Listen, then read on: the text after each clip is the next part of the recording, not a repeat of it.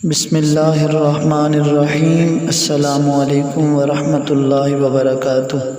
صحیح بخاری شریف حدیث نمبر 47، حضرت سیدنا ابو ہریرہ رضی اللہ تعالی عنہ سے مروی ہے کہ رسول اللہ صلی اللہ علیہ وآلہ وسلم نے فرمایا، جو شخص حالت ایمان میں اور ثواب کی نیت سے کسی مسلمان کے جنازہ کے ساتھ گیا اور اس کے ساتھ رہا حتیٰ کہ اس کی نماز جنازہ پڑھ لی اور اس کی تدفین سے فارغ ہو گیا، تو وہ 2 قیرات اجر لے کر لوٹے گا۔ ہر قیرات احد پہاڑ کی مثل ہوگا، اور جو اس کی نماز جنازہ پڑھ کر تدفین سے پہلے لوٹ آیا تو وہ 1 قیرات لے کر لوٹے گا۔ سامعین محترم،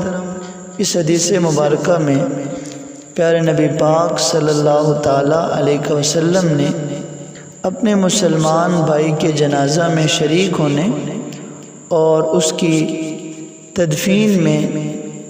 شامل ہونے کی فضیلت کو بیان کرتے ہوئے ارشاد فرمایا، جو یہ دونوں کام کر لیتا ہے وہ 2 قیرات اجر لے کر لوٹتا ہے، اور جو صرف نماز جنازہ میں شریک ہوتا ہے اور پھر تدفین سے پہلے پلٹ آتا ہے تو وہ 1 قیرات اجر لے کر لوٹتا ہے۔ اور 1 قیرات کی بھی وضاحت فرمائی کہ 1 قیرات احد پہاڑ جتنا ہوگا۔ سامعین محترم، اس حدیث مبارکہ میں جو سب سے خاص بات ہے وہ حضور نے سب سے پہلے ارشاد فرمایا حالت ایمان میں اور ثواب کی نیت سے۔ نیت دکھلاوے کی نہیں،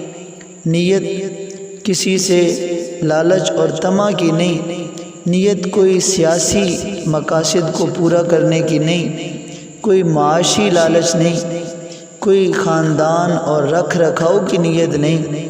کسی کے چھوٹا بڑا ہونے کی نیت نہیں، کسی کے امیر یا غریب ہونے کی نیت نہیں، بلکہ فرمایا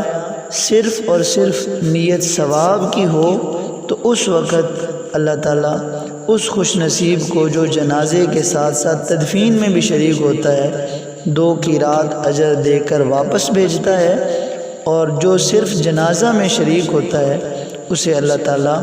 1 قیرات اجر عطا فرماتا ہے۔ اللہ تعالیٰ کی پاک بارگاہ میں دعا ہے کہ مالک ہمیں تمام اعمال صالحہ بجا لانے کی توفیق نصیب فرمائے، آمین ثم آمین۔